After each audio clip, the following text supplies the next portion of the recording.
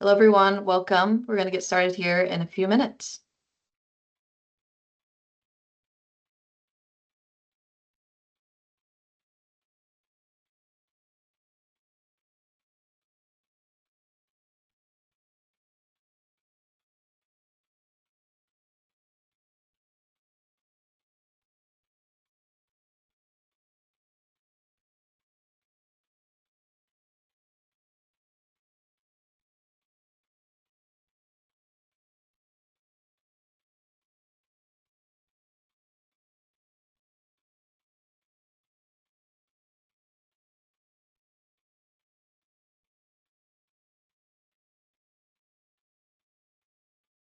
Hi, everyone. Welcome in. We're going to get started here at 11:02 Eastern Time. I guess there's lots of time zones on the line here, so.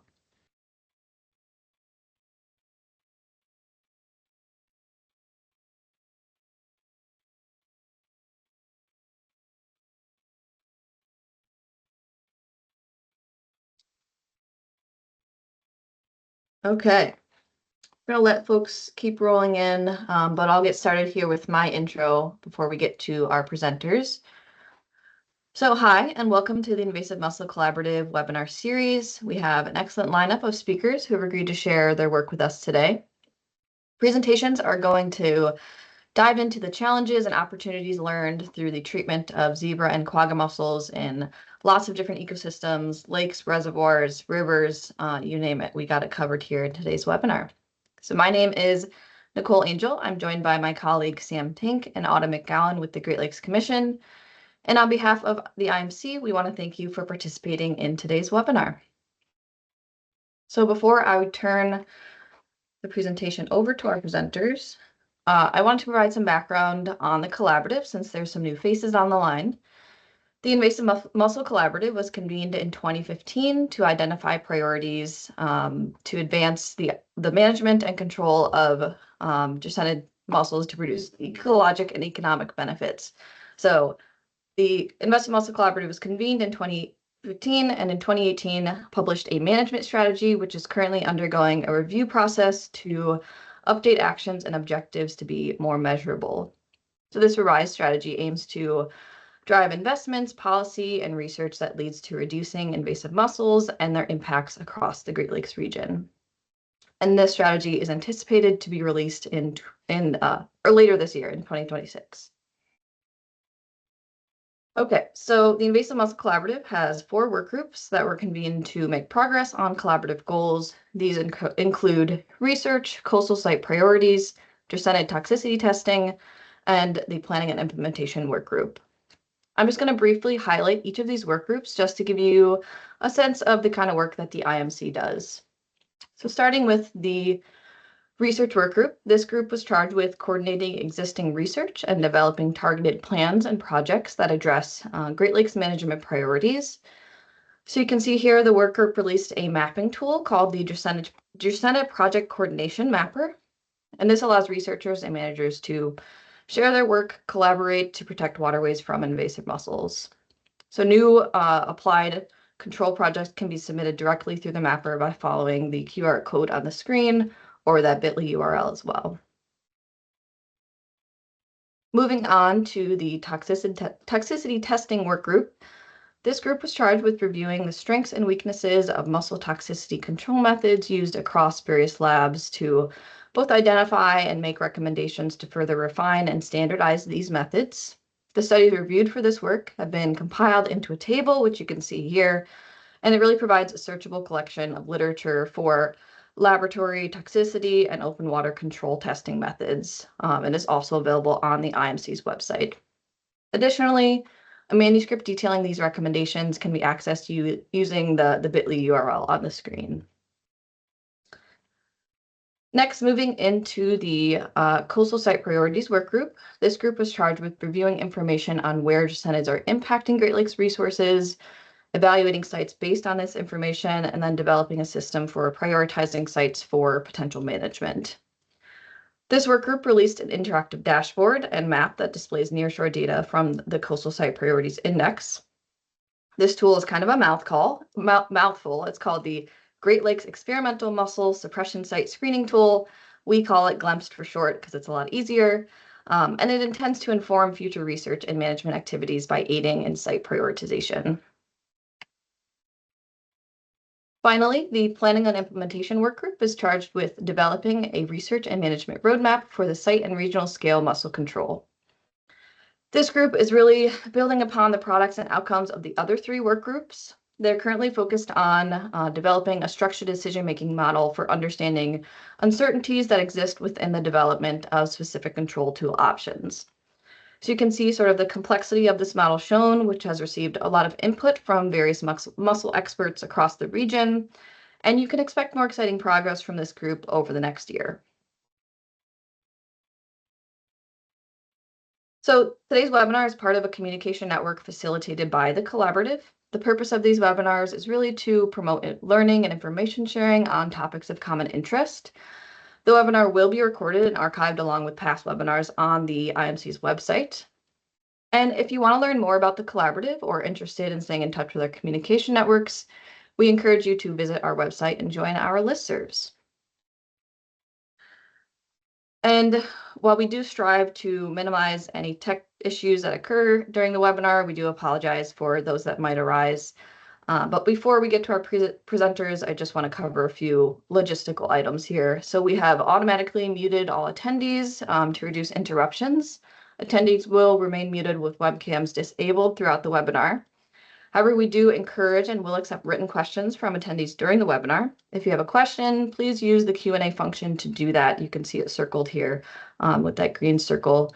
If the Q&A function is unavailable to you, for some folks, there's admin privileges with their agencies that don't allow the Q&A function. If that's unavailable to you, just put your question in the chat, and one of my colleagues will move it over to the Q&A so that it doesn't get lost with any chat conversations. And then questions can be submitted anytime during the webinar, but they will be addressed after all presentations have been given. So there'll be a separate Q&A session at the end after all presentations. And then if you do experience any technical difficulties, please use the chat box to put those tech difficulties in there, and my colleague Sam will help you out with that. You can also email her if the chat option is the source of the technical difficulty, I guess. Okay, now that my spiel is over, we're going to get to our first presenter. It's my pleasure to introduce Austin Baldwin. Austin is a research hydrologist with USGS in Boise, Idaho. He focuses on understanding the sources, fate, and potential biological effects of contaminants in surface waters to inform management decisions. And with that, I will stop sharing and I will hand it over to Austin. Austin, feel free to pull up your slides. Okay, looks like I'm sharing. You seeing it? Yep, it looks great. Okay. Well, thank you, Nicole, and thanks for everybody for being here. So this presentation is on kind of a unique set of events that happened in Idaho a couple of years ago and continues to happen. It's the I think, as far as I know, the first use of copper on a large river for invasive species control. So this is a project by the USGS and Idaho Department of Environmental Quality. So in 2023, the state of Idaho discovered veligers of quagga mussels in the Snake River near Twin Falls, Idaho. I think most of you are probably more familiar with quagga mussels than I am. So you've probably seen a map like this. This is distribution of quagga and zebra mussels in the US. And the thing I want to point out is the lack of quagga and zebra mussels in the Northwest. So the Columbia River Basin in particular did not have quagga mussels before this, which is why this was a really big deal. So the Snake River, if you're not familiar, the Snake River flows across southern Idaho, then turns north and joins the Columbia River, and then out to the Pacific. So this is what the area looks like. This is like the heart of Oregon Trail country. This is probably where you died of dysentery when you played the game when you were a kid. It's semi-arid, high desert, very rugged, rocky, deep canyons. A lot of the river is pretty inaccessible. Also some pretty cool waterfalls like this one shown here. But maybe most importantly, this is where Evel Knievel attempted to jump across the Snake River Canyon in 1974, I think that was.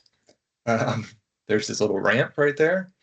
He did not make it, if you were not there for that. So what are the concerns with quagga mussels in the Snake River? As you know, quaggas, there's a lot of ecological impacts and a lot of economic impacts with quagga mussels. The Columbia River and the Snake River have a lot of hydropower facilities. This map shows hydropower dams in the Columbia. There are about 56 of those, and together they produce over 40% of all US hydropower. Along with those hydropower dams, there are a lot of fish ladders, like the one shown here, and of course, those are susceptible to fouling by quagga mussels as well. And there's a lot of agriculture infrastructure in the Snake River and the Columbia River. This area around Twin Falls, Idaho, which is where the quaggas were discovered, receives only about 10 inches of rain per year. So it's very dry, but it's also a very important agriculture area. And that's only possible because of this extensive network of irrigation canals. So here's the Snake River in the satellite imagery. The Snake River is kind of winding around in here, and you can see all these nice green fields. That's only because those are irrigated by these irrigation canals. So a lot of infrastructure that could potentially be affected by quagga mussels. There was a study in I think it was 2010 that estimated the effects of a quagga or zebra mussel infestation in the Snake River, and it was estimated that it would cost or result in hundreds of millions of dollars annually. So because of that, those high stakes, Idaho responded quite rapidly and decisively when these veligers were discovered. So this is a timeline of the events. September 18th, 2023, the quagga mussel veligers were discovered. 10 days later, the state announced their eradication plan, and that was to dose 6 miles of the river with chelated copper to a target concentration of 1,000 micrograms per liter and sustain that for 10 days.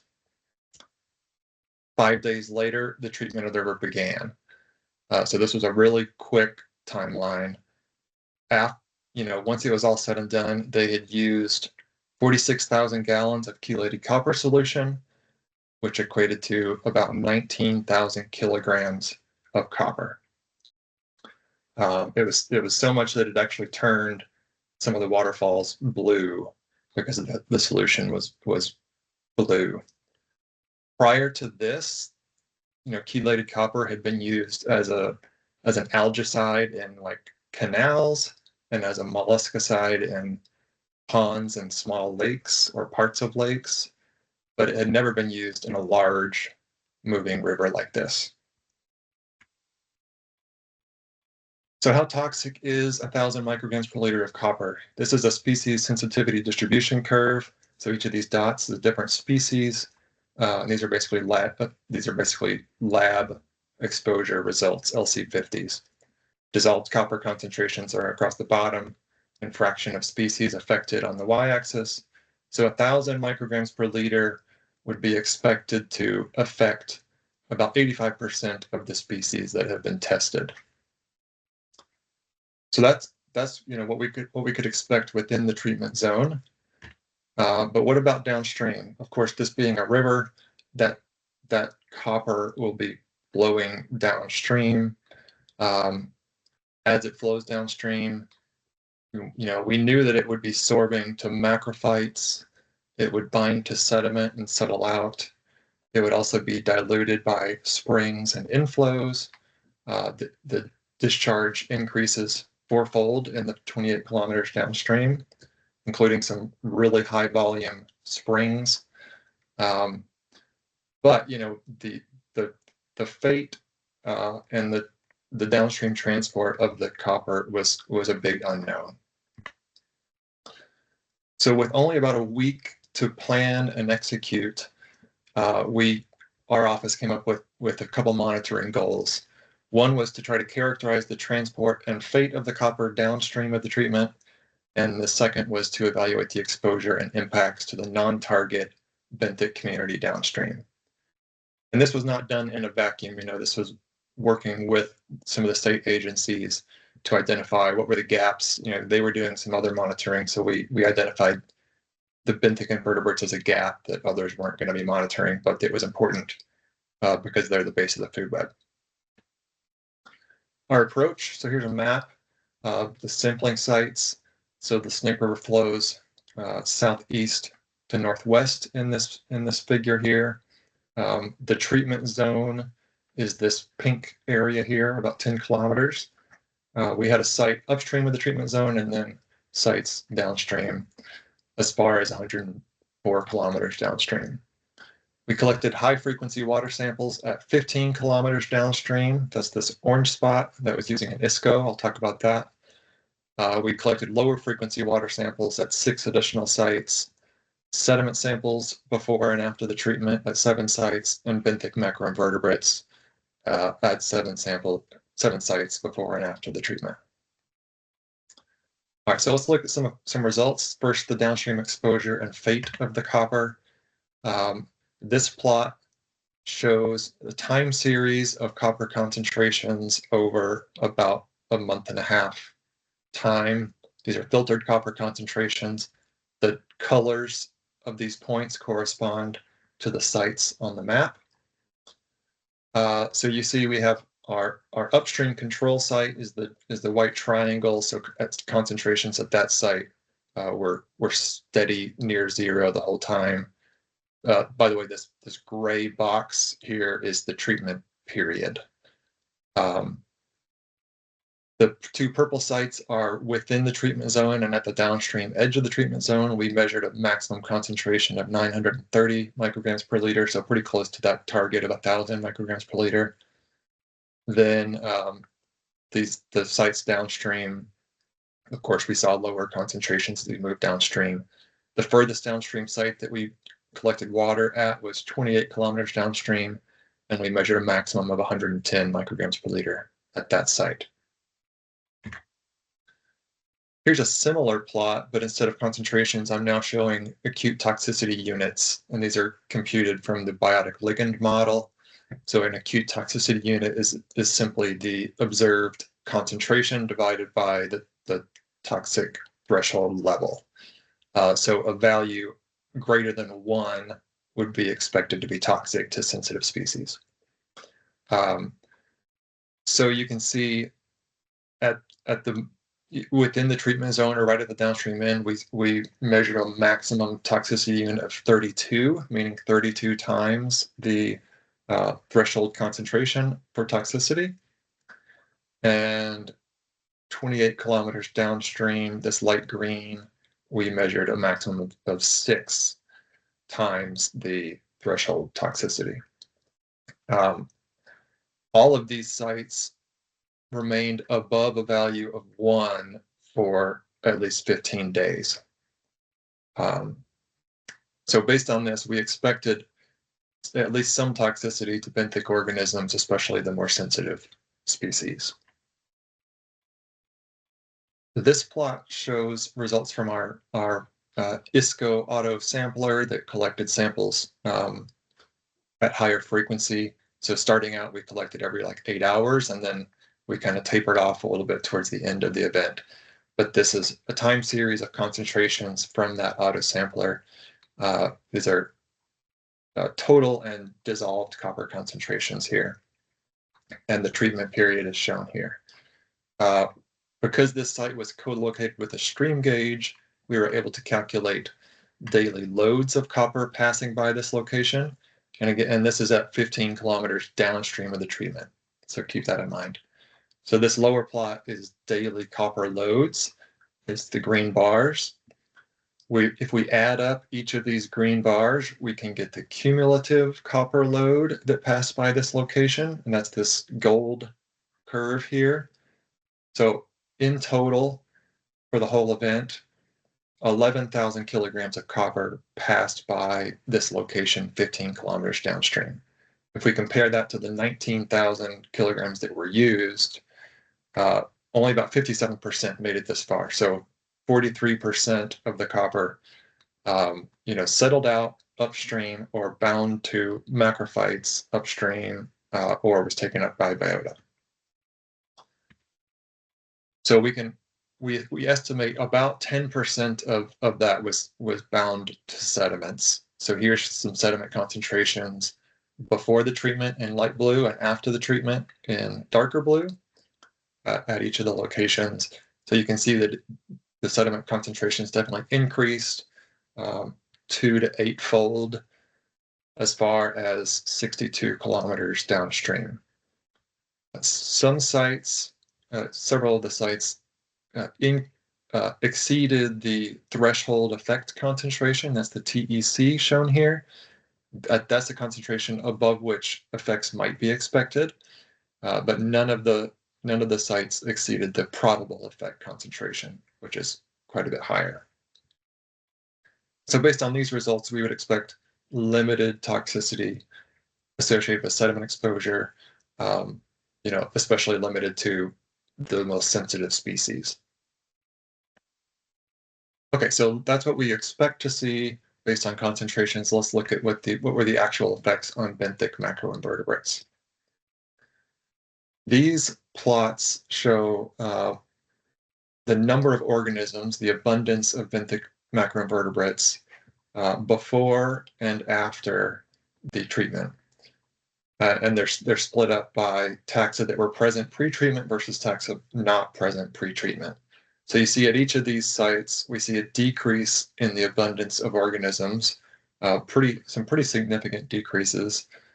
And then interestingly, at 62 kilometers, we see an increase in organisms, but most of those are organisms that were not there pre-treatment.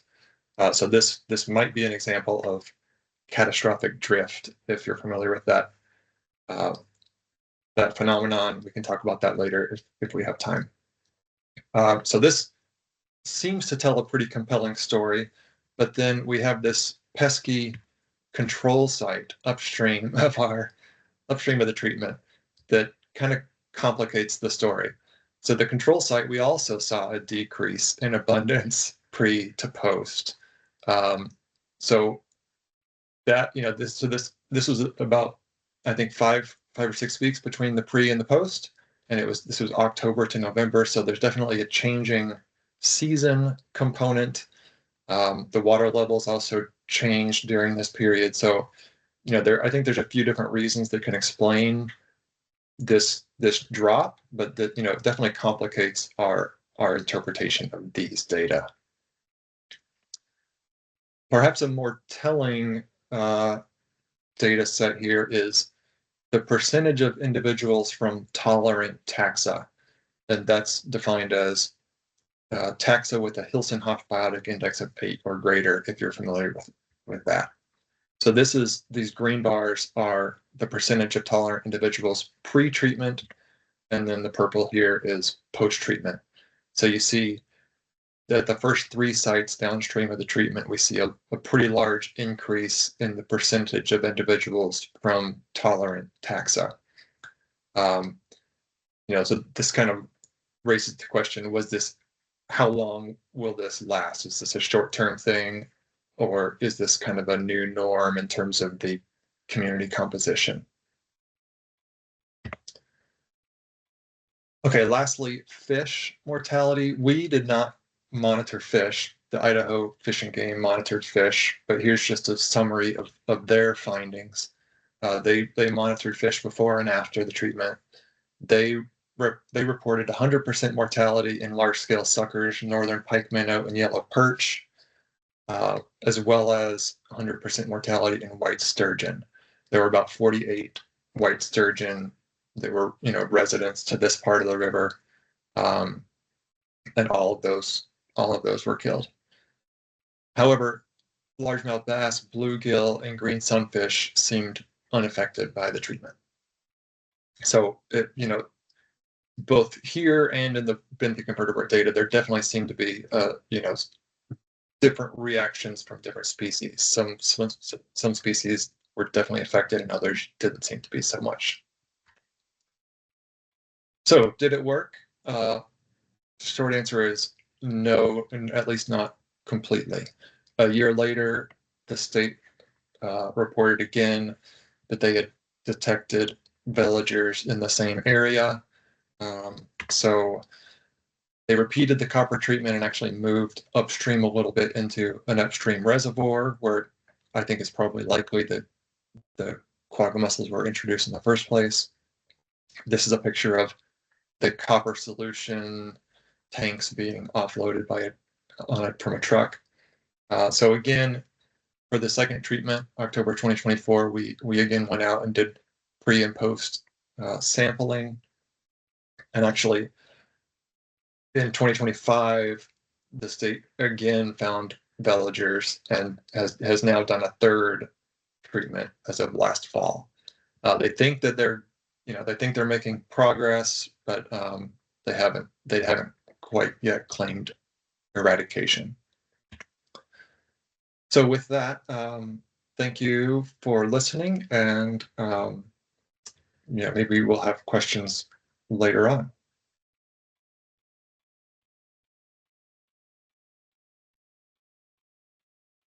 Yeah, really interesting presentation. I have so many questions and comments doing in my brain already. But yeah, we will save them for the end when we get to our facilitated Q&A portion. Thank you again for presenting. We're going to move on to our next presenters. As a reminder, we will have time at the end for that Q&A. Our next presenters are Tawny Firestone and Robert Walters. Tawny is an aquatic research scientist with the Colorado Parks and Wildlife. Tawny studies complex interactions between aquatic wildlife and their environments by conducting research on biological and physiological mechanisms to better understand how various pollutants, toxicants, temperature, or disease affects aquatic organisms. Robert Walters has been with the Colorado Parks and Wildlife's Aquatic Nuisance Species Program since 2012 and has served in the role of the Invasive Species Program Manager since 2020. In addition to his role with Colorado Parks, Robert currently serves as the chair of the Western Regional Panel on Aquatic Nuisance Species. Robert is a Colorado native, and in his free time, he enjoys fishing, camping, gardening, and enjoying live music with his wife and 2 young boys. All right, I will hand it over to whoever wants to share the screen between you two, and you can take it away. Can you see that okay? Looks great, and we can hear you. Okay. Well, thank you so much. Yeah, thanks for having us. So we're going to talk about some more challenges and eradication efforts for zebra mussels, specifically in one of our reservoirs here in Colorado, Highline Lake. And we're specifically using EarthTech QZ. But first, we just want to recognize that Robert and I worked with a lot of people on this project. This study is published, and these are the list of the co-authors from Colorado Parks and Wildlife, but there's also a lot of federal partners that we worked with on this project. Yeah, thanks, Tawny, and thanks everybody for tuning in. I'm just going to take a few minutes to orient us and give some information on how we got to the point of attempting this eradication. So first, where in the heck is Highline Lake? Highline Lake is approximately 30 minutes northwest of Grand Junction, Colorado, and is one of the most popular state parks in this particular geographic region. Some of the reasons behind that is there is incredible biking, birding, boating, camping, fishing, hiking, and swimming opportunities available out there at Highline Lake. And particular to our aquatic nuisance species program, it is also one of the only areas in this particular location that allows motorized boating. Because of this, Colorado has had an aggressive watercraft inspection and decontamination program in place at Highline Lake for well over a decade. So Colorado is very lucky to have a pretty aggressive early detection, sampling, and monitoring program in place. We have dedicated technicians that spend their entire summer surveying for aquatic nuisance species from May through October. We base our survey frequency on a two-tiered risk assessment, and the waters that we consider to be the highest level of risk, we sample approximately 1 time per month during the summer boating season. The Highline Lake in particular is considered high risk, and this high risk association is due to 2 factors. First, there is high recreational boating pressure. We see a lot of complex boats out there and also a lot of transient boaters coming in from high risk locations. And we have also determined that Highline Lake is very suitable habitat for the establishment of invasive mussels. Based upon this, as I mentioned, we monitor out there approximately once per month during the summer season, and it was through this routine monitoring that we first detected adult zebra mussels on an intentionally deployed artificial substrate on September 14th of 2022. So during the 2022 season, we did a pretty significant amount of sampling pre-detection and even more post-detection. This included many different survey types, including plankton tows, substrate deployments and checks, and shoreline surveys. And following the detection, we also got some assistance from our colleagues at the Bureau of Reclamation who came out and did some eDNA surveys, both in Highline Lake as well as upstream and even downstream of the reservoir.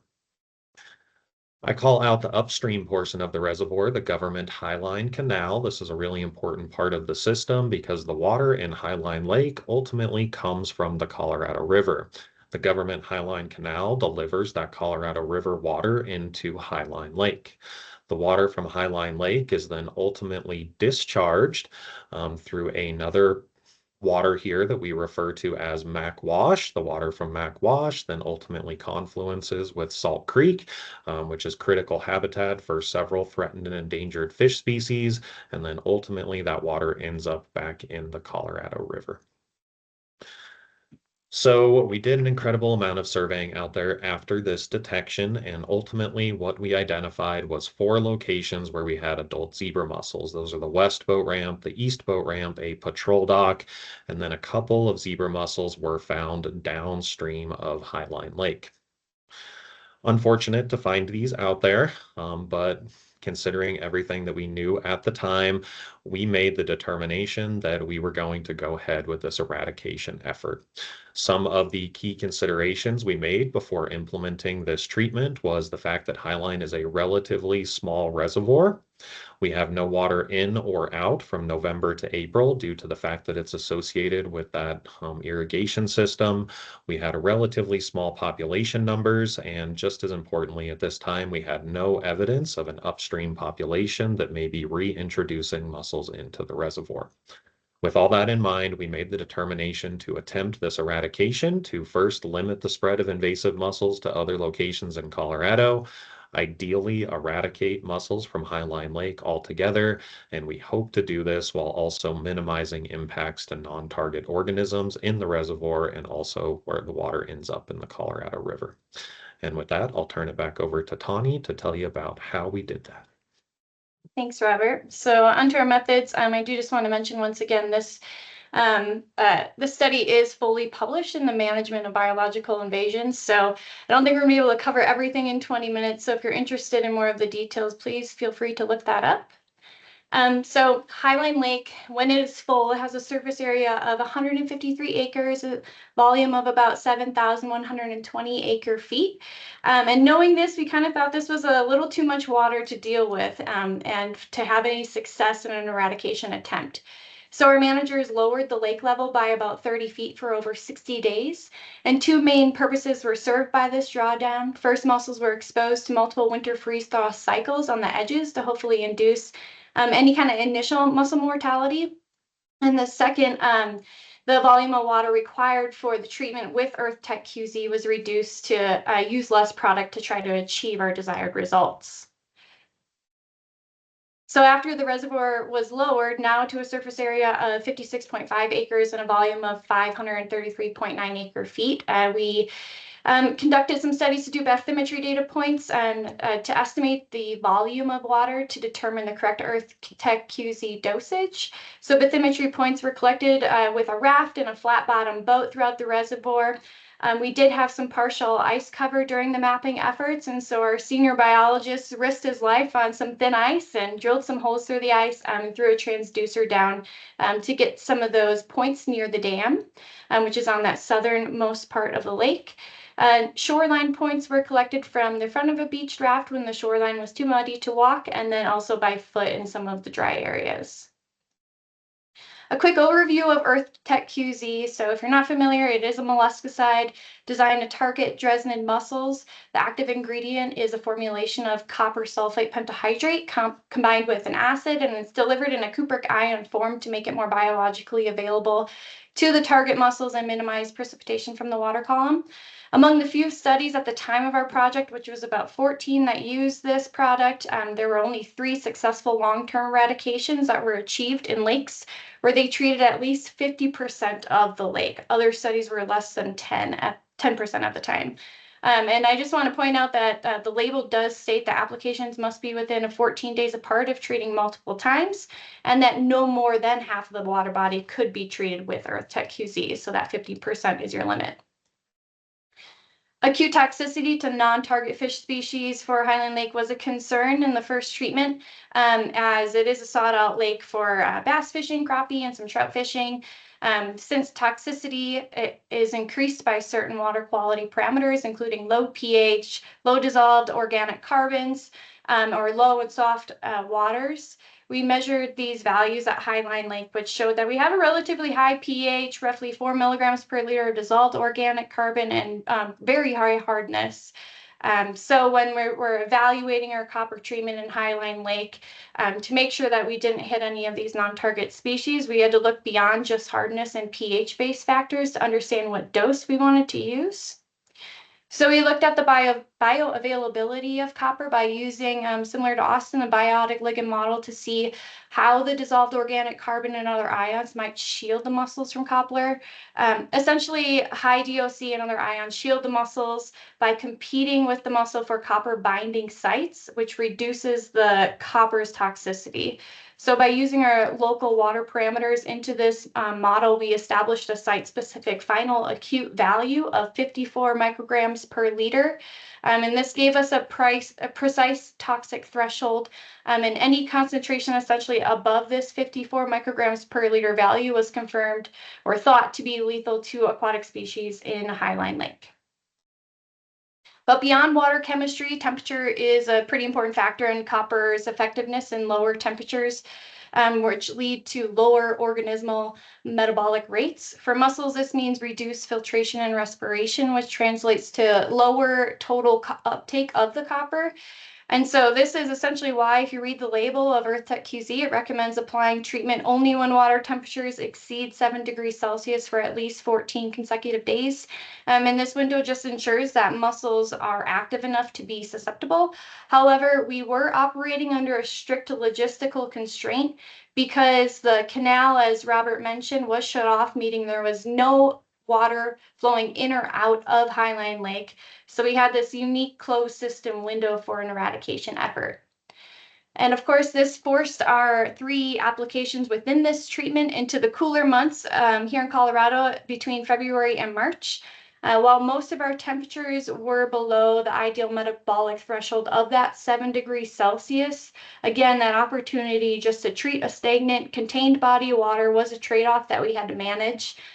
So to try to weight this biological kind of disadvantage of the cold against the physical advantage of total toxicity, we decided to dose Highline Lake with 975 gallons at 4 parts per million over 3 treatments between February and March. So this is about 240 micrograms per liter.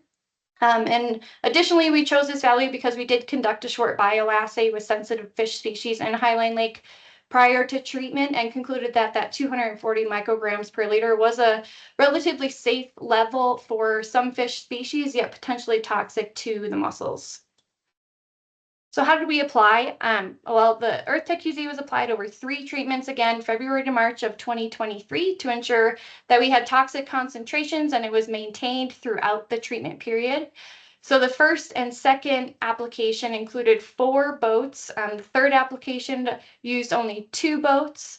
Additionally, application crews were dispersed throughout the perimeters of the lake to use backpack sprayers to apply EarthTech QZ to any exposed structures such as fish habitats, buoys, floating wave breakers, docks, and any stagnant pools of water. Each of these boats were fit with a 378.5 liter plastic trough to hold the chemical. We had a small Honda EU 2000 generator and a submersible pump attached to a PVC manifold to dispense the chemical. The troughs were filled with 132.5 liters of lake water prior to the application, and then also mixed with 132.5 liters of EarthTech QZ. The chemical was diluted to reduce this likelihood of potential injury to the crews and the severity of corrosion to the boat if a spill would occur. The pH is extremely low of EarthTech QZ.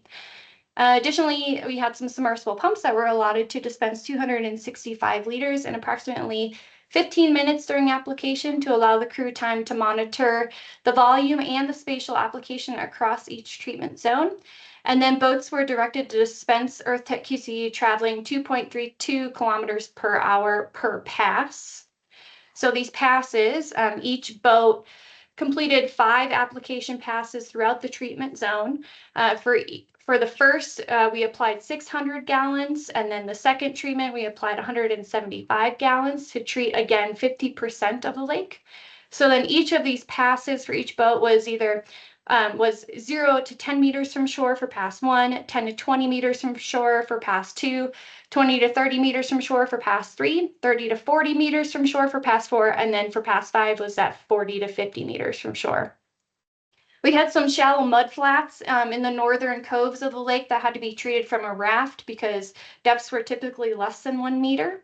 And again, the product is known to disperse throughout the water column, and you can only treat 50% of the lake. So concerns that it would not reach the middle of the lake, that untreated area, really was not a concern.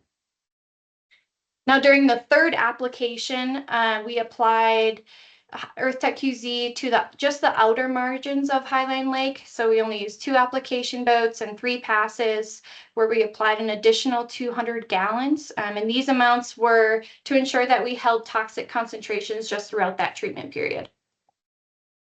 So over the course of 3 months, we monitored pH, temperature, and DO about every other day, but really the heavy lifting in this project was also collecting water samples and doing copper analysis. So we took a vertical approach to this, where we sampled 1 meter from the surface and 1 meter from the bottom, collecting a total of about 437 samples. These were analyzed using an ICP OES by our amazing team at our River Watch laboratory here in Colorado, led by a bunch of water quality experts to ensure that we had a high precision dissolved copper data. Finally, we used sentinel cages at these locations as well, but in the cages we used Asian clams, which are all over Highline Lake as a proxy species. And this was just so that we could look at biological impacts in real time without the risk of accidentally introducing more zebra mussels into the reservoir during the study.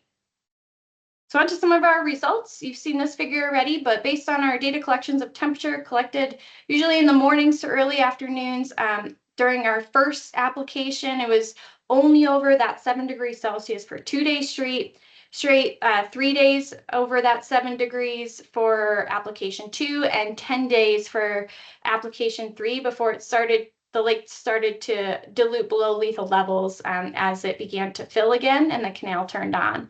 So really we had average temperatures ranging between 4 to 8 degrees Celsius during our treatment. Our target for the first treatment over the 3 applications of dissolved copper concentration was 240 micrograms per liter again, but our average conversation was really around 148.95 micrograms per liter. Our sentinel cages did show some challenges. We saw significant gear failure at 6 of our 9 sites due to cages detaching from buoys and being out of water. However, the 3 cages that did remain intact, we saw an average mortality of about 67%. But most importantly, we did have a control cage in that MAC wash located below the dam, below the reservoir, and that did show 0 mortality. So we do believe that the deaths that we saw in those functioning cages were linked to the treatment and not necessarily environmental stress. We also did monitor some non-target impacts on fish. And while we did observe fewer than 40 fish mortalities, primarily shad and black crappie along the perimeter, there was no major fish kills. While we had 9 physical sampling stations, we were also able to use a geostatistical model to estimate copper levels across the entire reservoir at non-sampled locations. This allowed us to assess how well the product was able to mix throughout the reservoir without needing to sample really every square inch of water. And the model confirmed that the dissolved copper did remain consistently high, greater than 100 micrograms per liter, which again is above that 54 micrograms per liter that biotic ligand model suggested was the toxic threshold for species in this reservoir. But unfortunately, during a continued monitoring treatment, we did detect some live villagers in September of 2023 and then adults in October of 2023 after that initial treatment. So we decided that we needed to launch a second aggressive phase. We doubled our concentration to 8 parts per million, targeting 480 micrograms per liter of dissolved copper. As the intent this time to drain the reservoir was removed, and removing essentially our previous concerns of non-target mortality, and this was because there was some scheduled dam maintenance. We successfully maintained an average concentration of 384 micrograms per liter for about 23 days. We did have more favorable water temperatures, this time above 8 degrees Celsius, and these conditions likely created a highly effective window for eradication this time, as we believe that the suboptimal temperatures in that first treatment led to reduced copper toxicity to zebra mussels, likely reducing respiration and metabolic rates and thereby decreasing the efficacy of our copper treatment. And I'm going to hand it back over to Robert to let you guys know where we're standing now.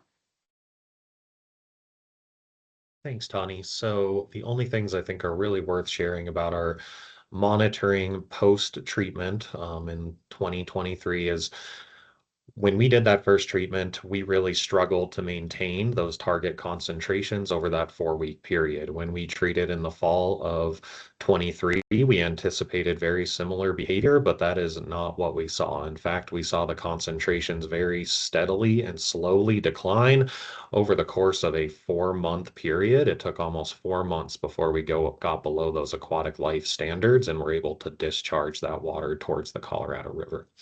The only other thing I would share is that we did have the ability for sentinel mussels in that second treatment, and we did observe 100% mortality in the mussels that we kept in those sentinel cages with some improved design in that second treatment. Then moving on to our current status out there. So as I mentioned at the beginning of this, one of our key considerations for ever implementing this treatment in Highline in the first place was that we had seen no evidence of mussels anywhere upstream of the reservoir. Unfortunately, in July of 2024, that changed when we detected zebra mussel veligers in both the government Highline Canal and the Colorado River. All of those detections occurred over the course of a 2-week period. That's not because we weren't sampling outside of that 2-week period. In fact, we were sampling weekly throughout the entirety of 2024. That is just the only time that we found veligers in the system during the 2024 sampling season. That was a little bit mind-boggling for us, so we really even increased our sampling even farther in 2025. And in July of 2025, we did identify a privately owned lake in Eagle County that has a very robust population of adult zebra mussels. This is by far the farthest upstream detection that we have seen anywhere in Colorado, and due to the significant amount of downstream water uses we have here in the state, we elected to implement a treatment of this privately owned body of water. I think we are very fortunate to have learned a lot of lessons in the treatments that we did out there at Highline Lake, and we have certainly tried to carry those into this treatment at the privately owned body of water. We decided to treat between the two target concentrations we did in treatment 1 and 2 at Highline Lake. We maintained those concentrations for greater than 30 days, and what was very favorable towards us was the water temperature out there, which ranged between 20 and 21 degrees during our treatment period. I think everybody out there is aware that it's going to be quite some time before we know how effective this treatment truly was, but I can tell you that there was significant mortality of the zebra mussels observed in this lake during the treatment period. Unfortunately, that is really not the end of the zebra mussel saga here in Colorado. In fact, I think it's probably only the beginning. In 2025, we have really had to change our perspective on how we monitor waters in Western Colorado. As I mentioned at the beginning, we have previously focused our sampling and monitoring efforts on bodies of water based on factors such as recreational boating. With the amount of Colorado River water that is moving through these irrigation systems out there in Western Colorado, we now have to change that perspective a little bit, and we are now finding mussels in bodies of water that have no recreational activity whatsoever, and even some bodies of water that have no public access. Really, just any body of water that's receiving this Colorado River water is at risk of harboring a population of invasive mussels. The only one I would really highlight for you here is that we do now consider the Colorado River from the confluence of the Eagle all the way out to the state line infested. We have found adult zebra mussels in several locations along the Colorado River. And then I will try to close this out back where we all started out there at Highline Lake. So as I mentioned at the beginning, one of our key considerations was that we did not have any evidence that there was an upstream population of zebra mussels in Colorado. With that no longer being the case, at this time we are not actively pursuing eradication at Highline Lake due to the fact that there is a high probability of reintroduction. With this in mind, we have moved more towards a containment program out there at Highline Lake, which in our world means that we are inspecting and decontaminating every single watercraft that leaves this highly popular body of water. You can see it on there. We had more than 1,800 decontaminations performed at Highline alone in the 2025 season. We continue to inspect boats as they come in. Kind of crazy. We found 16 boats trying to launch at Highline that had invasive mussels on them, which is really just a testament to the risk that we face out there at Highline Lake. And last but not least, what do I take away from all of this? Well, I take away from this that even in relatively good conditions, eradication is a lofty goal, particularly in these open water systems. And our real focus in Colorado continues to be on prevention. This is not something that we want to be dealing with elsewhere here in the state. So we're going to do everything we can to contain this problem and not let it get any farther than it already has. Thank you again, everybody, for listening.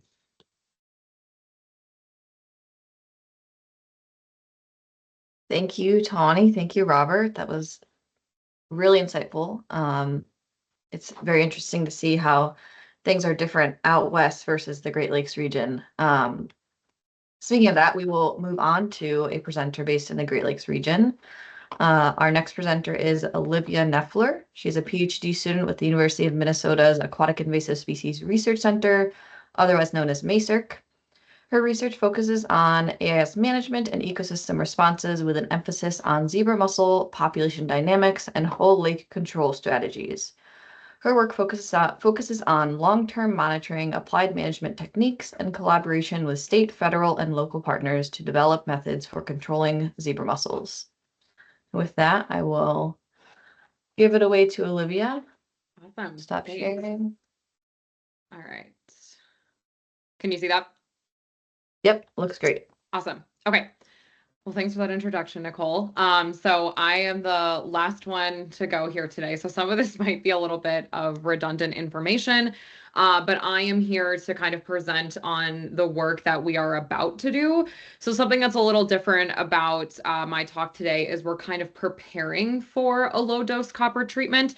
It hasn't occurred yet. So this is kind of what we've learned so far based on previous research and kind of where we're going this summer and in the following seasons. So let's see if this will go. Okay. So obviously with this group, I don't really need to do the whole zebra mussel introduction on like where they came from, their ecosystem impacts and all of that, but I'll kind of just go into some detail how it has been going here in Minnesota. So zebra mussels were first discovered kind of in the Duluth Superior Harbor region about 1989. And since then, they've obviously not just spread across the state, but they've spread across the United States as well. Currently, we have about 378 lakes and wetlands listed as infested with zebra mussels from the Minnesota DNR. And then approximately 292 more extra bodies of water are listed due to a close connection, whether it's through a river or navigable channel, or they're just closely downstream. So that's a good percentage of our lakes in the state that are currently listed, and this number has been increasing. This was listed in, I believe, June of 2025, and I'm sure that number is higher as of today. So that kind of like where left off, like where Robert ended, that prevention is kind of the number one strategy that's been adopted and promoted, is we kind of hope to prevent them from getting into the system, because once they are in, it's really difficult to do anything about the mussels once they're in that lake. And lots of money gets allocated each year in Minnesota. Approximately $10 million is allocated to just all AIS research in the state. And the University of Minnesota also likes to put a lot of money into funding projects like mine and the stuff that I'll talk about in a bit. So it's a hot topic and people want to know a lot about it here in the state and obviously across other states as well. And again, this has kind of been set up for me, so I don't need to go too much into detail about copper control, but that's the method we plan to use in our treatment coming up. Again, the molluscicide is designed for zebra and quagga mussels. Since the mid-2010s to current, it's kind of been increasingly used in research projects for zebra mussel management. And we plan to use it in low doses to kind of reduce zebra mussels and minimizing non-target impacts to that ecosystem. And our main goal throughout the rest of my talk and some of the projects that I'll talk about in a bit is really about suppression. Our main goal is not to eradicate in some of these systems that we're working in. We're hoping to suppress that population from a really high level down to some point where we can kind of restore ecosystem function. Again, kind of keeping it local to where I am here in Minnesota. This is just a list of a few studies that have been done using either copper control or some form of it to reduce, eradicate, or suppress zebra mussels. So this was, if you want, there's more studies that have been done by this. You can follow that link at the very bottom of the screen if you want to see kind of a more interactive map that was developed by Angelique Dahlberg. I think she's on this call. But for example, we have a lot of lakes here in Minnesota that have had these copper treatments done, and many of these have been done in small sections of the lake. And they're usually either a rapid response or trying to treat a localized infestation. So for example, Christmas Lake in 2014, kind of near the bottom, what they did is they discovered zebra mussels near the boat launch. They curtained off that section and applied multiple different products, one of them being Earth Tech in that small area. It was a rapid response. They had kind of hoped to be able to bite that infestation in the bud right away. But unfortunately, they did find veladers and juveniles outside of the treatment area when they did monitoring later on. So it didn't work as well as they had hoped. And so this kind of just goes to show maybe sectioning off one area maybe isn't always going to accomplish what you hope to, especially if your goal is eradication. From here on out, though, I'm mostly going to focus on two studies that were done in Lake Minnetonka in kind of the west side of the metro area here. Both of these studies were done by MASERC and USGS Upper Mississippi Environmental Science Center. So Diane Waller, Angelique Dahlberg, and Matt Barber did all of this work before I kind of joined the group later on for my current stuff. But I wouldn't be where I am today without the work of what they have done before. So both of these, again, Lake Minnetonka here, it's a really large lake, like I said, in the West Metro. So in 2019, this bay was selected for a treatment, and this is just to set up the rest of my talk here. Then that led to another larger bay being done in 2022 in the same lake. As you can see, this Lake Minnetonka here, it's really large. There's just a lot of these like isolated bays that they used. And then ultimately this leads into what I am doing for my PhD work here. But to start, again, St. Albans Bay. So in 2019, there was kind of a thought of, can we apply this low dose of Earth Tech to this system and kind of use this bay to mimic what maybe a lake would respond. So the bay itself is about 164 acres, and then they selected a reference bay, which is Robinson Bay. You can see highlighted near the top of that map there. And what was done is a low dose treatment was applied over the course of 10 days with a target concentration of about 80 micrograms per liter throughout the water. Again, same thing, it was about to 50% of the surface area according to the label. They wanted to monitor not just target impacts, so impacts to villagers, settlement, and adult densities. They also wanted to monitor non-target impacts, so that includes the zooplankton community, native mussel community, and some fish species as well. So what they did is they looked at 4 fish species specifically, so largemouth bass, bluegill, perch, and fathead minnow. They also wanted to monitor native fat mucket mussels, and then again, just kind of that zooplankton community as a whole. And so what was found after this treatment was done, this occurred in approximately kind of like late July over that period in 2019. And so this is just some information from that study. Again, villager abundance, that graph is on the left, and then settlement is on the right. St. Albans Bay, which is our treatment bay, is the black dots, and then the red triangles is the reference bay in Robinson. So after the treatment, they did see a significant decline in villagers. Approximately, it was maybe around like 6 villagers per liter before treatment. Immediately post-treatment, about 2 days after, it went down to about 0.3 villagers per liter, and then even down to 0.1 14 days post-treatment. And then that actually maintained and stayed pretty low around that 0.6 villagers per liter in St. Albans Bay, nearly 2 years post-application. So the treatment suppressed the villagers pretty well. Juvenile settlement also decreased post-treatment. Again, you can see numbers kind of remained pretty low in 2020, but then starting kind of in 21, 22, and 23, while they were doing post-monitoring, they started to kind of gradually increase each year post-treatment. So villagers remained low, settlement at least remained somewhat low, but did start to increase after that treatment was done.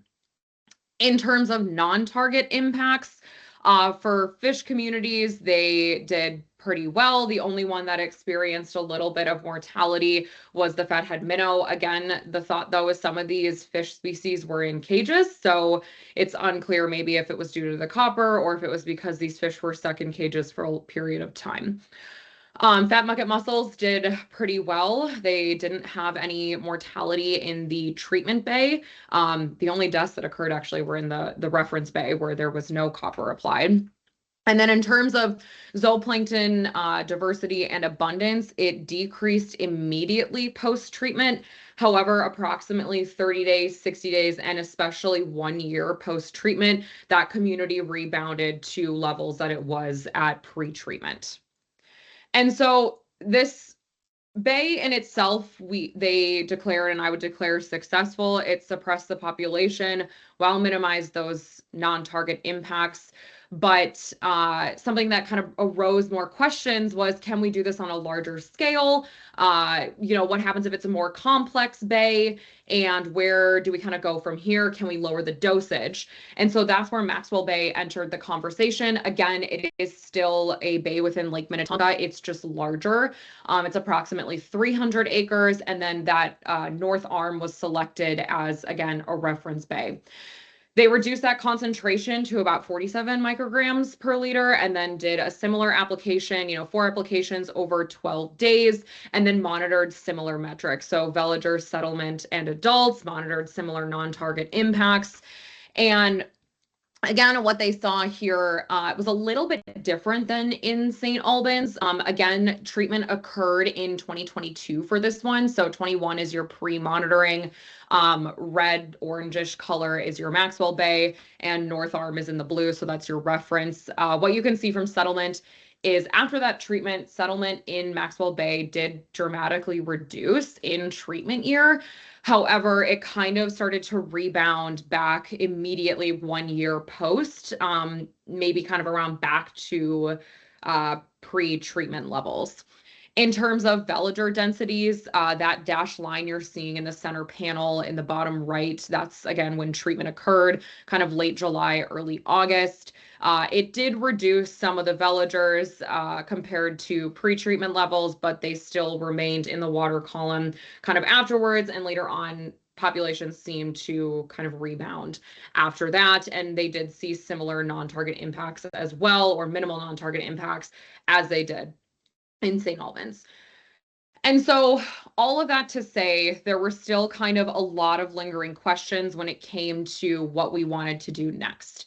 You did it in a smaller bay, you figured out a target application, but now, you know, what happens? Can we do this on a whole lake scale and not just do it in a section, but do it in a whole system? And so that is where I finally kind of enter in the conversation here and where we'll be going next. So we ended up selecting this lake called Lake Riley. It is kind of, again, in the West Metro area of the Twin Cities. It's probably about 20 minutes from Minneapolis. So it's a metro lake surrounded by lots of neighborhoods. There's a golf course nearby. But we plan to take this to a whole lake system. Lake Riley is about just under 300 acres, so similar size to Maxwell Bay. It is currently monitored by the Riley Purgatory Bluff Creek Watershed District, or the RPBCWD. I might refer to them as the district or the watershed district. And this lake was infested in 2018. So in February of 2025, we did a good search kind of these infested lakes across Minnesota. And in order for it to be selected, it had to be infested with zebra mussels. We wanted it for at least like a good amount of time. We didn't want it to be a new early infestation. We wanted an established one. And we kind of had hoped that it would be not as large as Lake Minnetonka. So why we really ultimately ended up choosing Lake Riley is it had that established population, but it also has incredible historical data, which I'll show just kind of the spread of metrics on the next slide.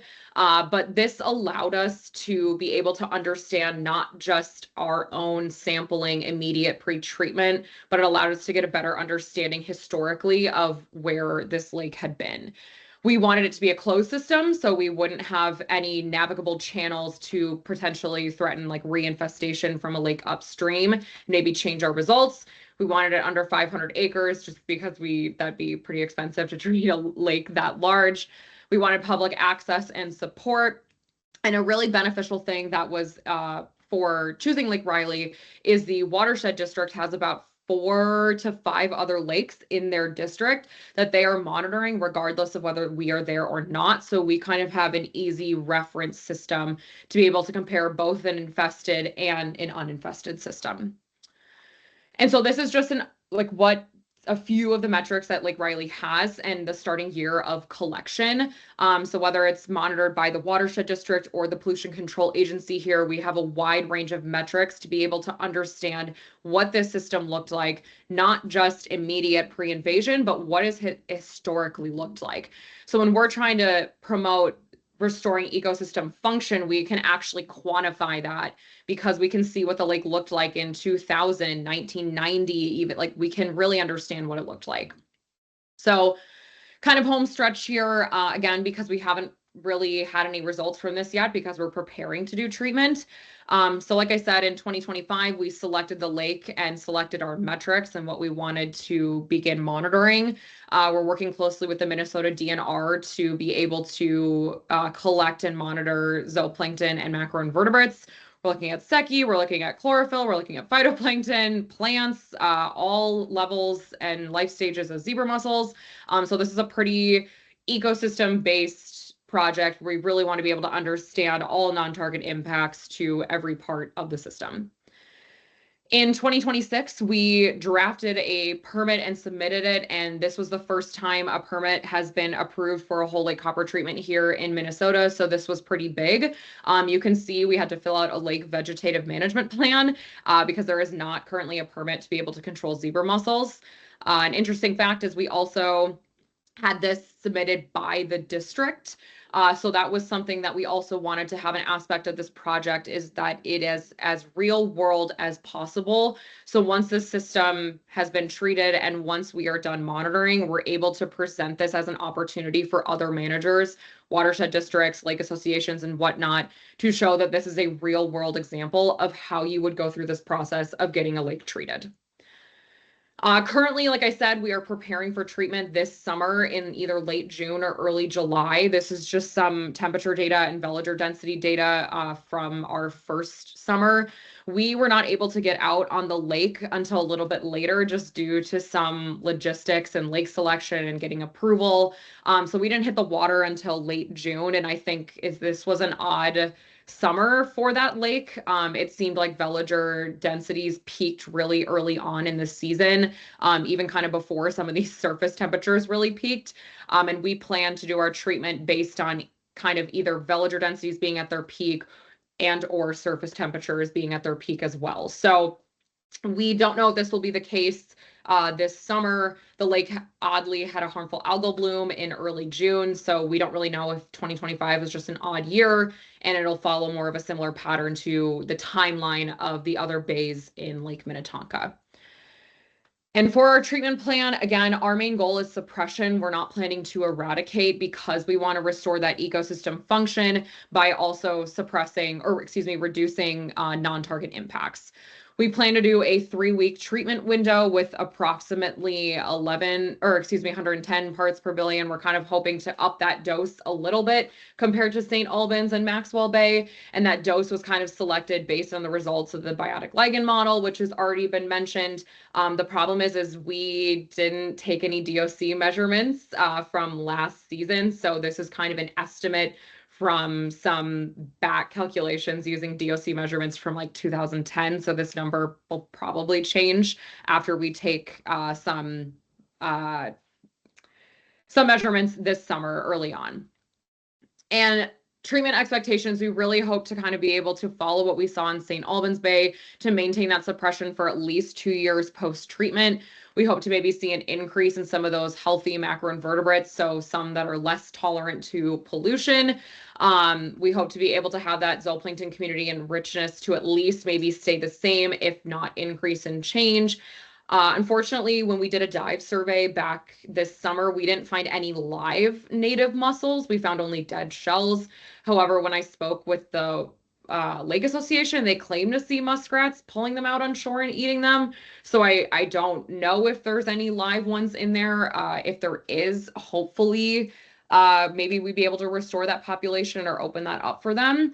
But again, this is kind of a lot of preparation and preparing. So we'll have a lot more answers I think after 2026 and into 2027. So that's all I have. So thanks so much, everyone.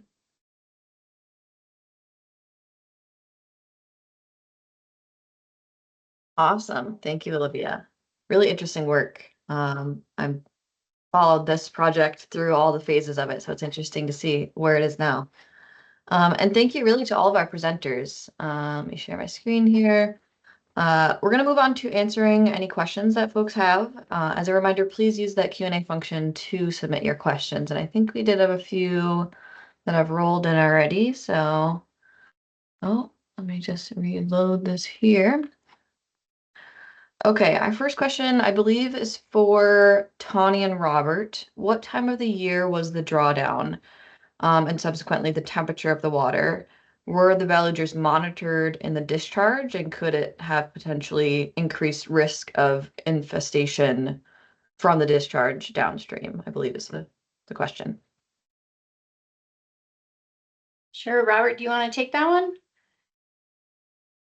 Yeah, sure. The draining of the reservoir was really done in the fall into the early winter. I don't have the temperatures immediately in front of me. I think what's important to consider is that Highline Lake is essentially a pass-through for that irrigation water, regardless of whether or not we are making that decision to drain. So those velugers, if they were present, would have been going in the direction of the Colorado River, regardless of the action that we decided to take. Awesome, thanks. Okay, the next question, I guess, is for anyone that has information on Earth Tech. Is Earth Tech QZ registered exclusively in the US, or does it have registrations in other countries?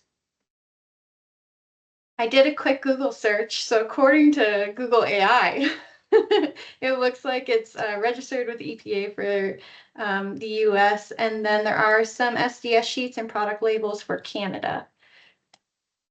So that's my knowledge. Yeah, I think that's my understanding as well, as US and Canada. Another question for Olivia. Are you concerned that low-dose copper suppression treatments will lead to survival of individuals with greater copper tolerance, thus could lead to a population of zebra mussels with more genetic resistance to copper going forward? That's a great question. I'm not a geneticist, so I can't maybe speak to that side of it. But I don't think that would maybe occur initially because it's toxic to them. The zebra mussels that maybe we don't hit in that time period, if we see that population come back like we did in the last 2 bays, it's just because we didn't eradicate, which is not our plan. So, I mean, that's maybe possible, and could be for future direction, but I don't believe that would happen immediately. Yeah, it's an interesting thought. Something I don't think the research field totally has its brains wrapped around yet, but yeah, that's interesting. I think another question for Liv, has there been thoughts about timing treatment later in the fall when water temperatures are lower, perhaps reducing survival of villagers?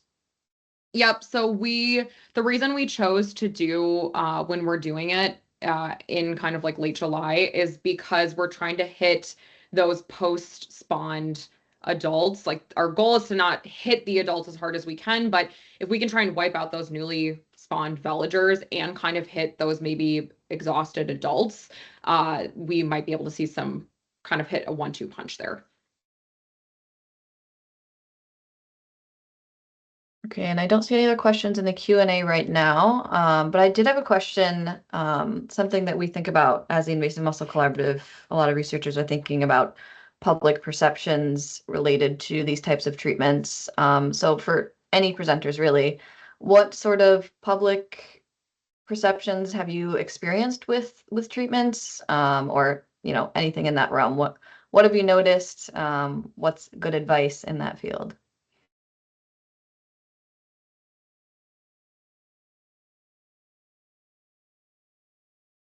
I guess Crickets. I could go just briefly. It's a tough topic, so yeah. Yeah, it's again, I am kind of like the third phase of this, so I bet Angelique and Diane maybe had a different experience than I did. But surprisingly, when working with this lake association, as long as we were transparent and gave them all the results from past studies, they were actually really excited about it. I think just because the nice thing about zebra mussels is they're not like a controversial topic. And so people were excited about like, oh, you might have a solution to this problem that I have in my lake. But again, it maybe is different in other systems and in other places, but they were okay, surprisingly, about it.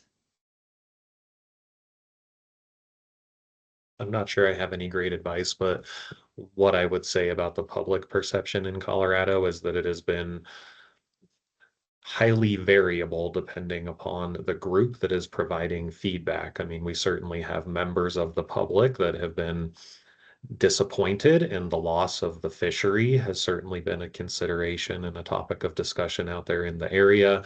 But then there's another group out there, primarily some of the infrastructure owners in the irrigation districts, that perhaps think we haven't done enough. So I think it really just depends on what the desired outcome is of the member of the public, what their perception of this work is.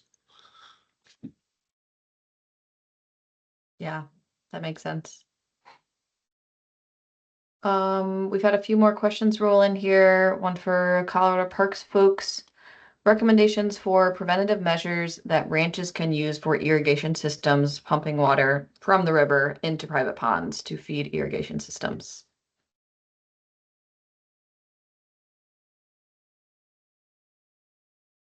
That's a tough one. And, CPW has not historically been all that involved in the management of these sort of systems like irrigation structures. So we're learning alongside some members of the public. Something I think is potentially interesting to think about is maybe timing when you are taking water into those irrigation systems at times where there is less probability that there may be mussel veligers passing through them. So thinking about the water temperature when you're allowing that water into your system may be a relatively passive sort of technique that you could use to minimize the potential risk.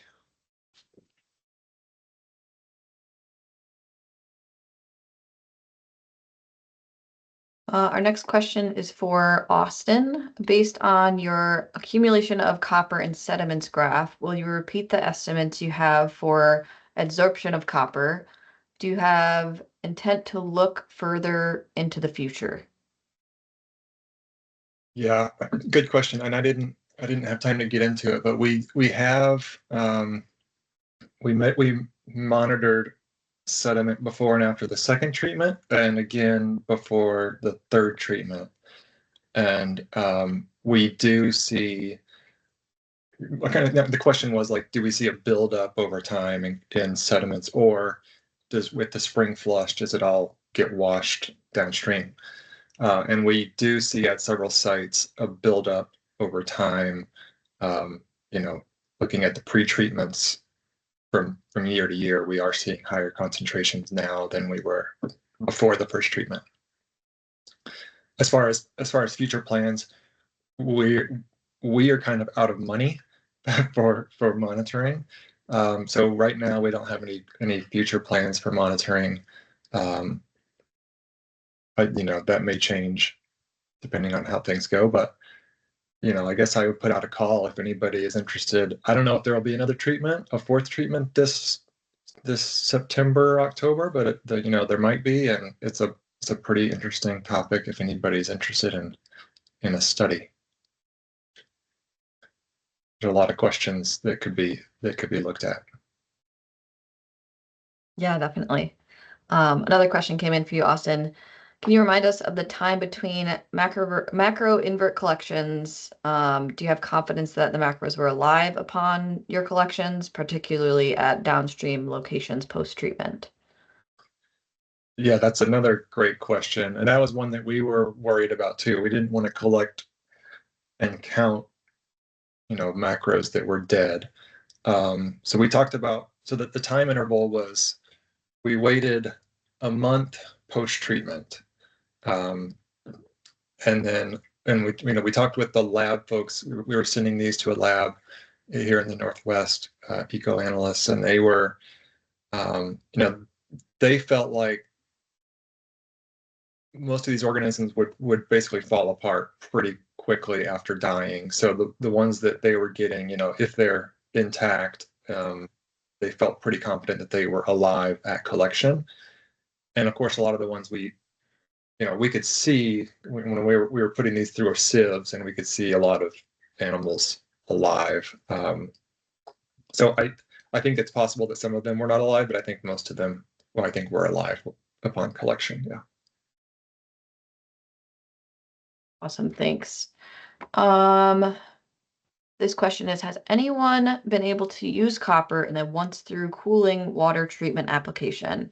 And if so, were there any discharge considerations?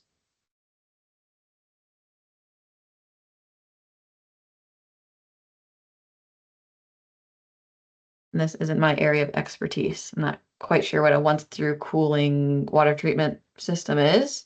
But if maybe the reservoir folks have any idea, or if the person that posted their comment wants to further clarify.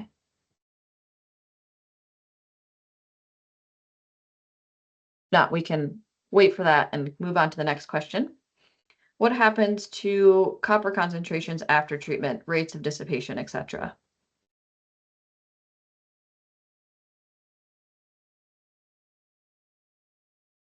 For Highline Lake,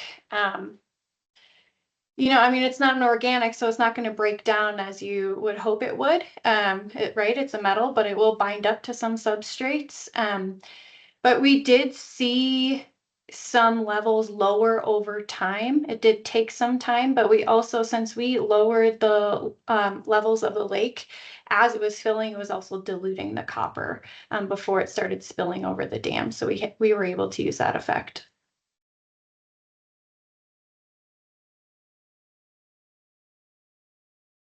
Austin, was it any different for alluvial systems? Curious. Yeah, for the Snake River, we looked at concentrations over time, and in that kind of system with flowing water, concentrations dissipated pretty quickly as that plume moved downstream. And like I showed, at 15 kilometers downstream of the treatment, only about 50%, 57% of the copper made it that far, meaning the rest of it, 43%, had been bound to sediment or bound to algae or macrophytes or whatever. Awesome, thanks for that. One more so a comment in the chat. Seems to me that using copper for suppression has to be a continuing program. So like a continuously applied thing, which I think it's weighing the non-target impacts over that. So if anyone has comments there, feel free.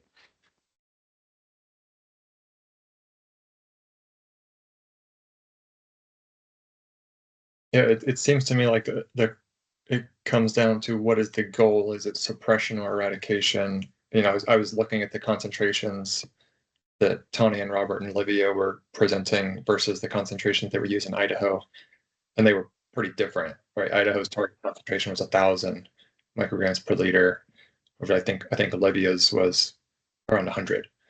The Idaho goal was eradication, and it has taken at least 3 years, but the goal is still eradication versus suppression, and kind of balancing, keeping the existing fish and benthic invertebrates versus like getting the quagga mussels at all costs.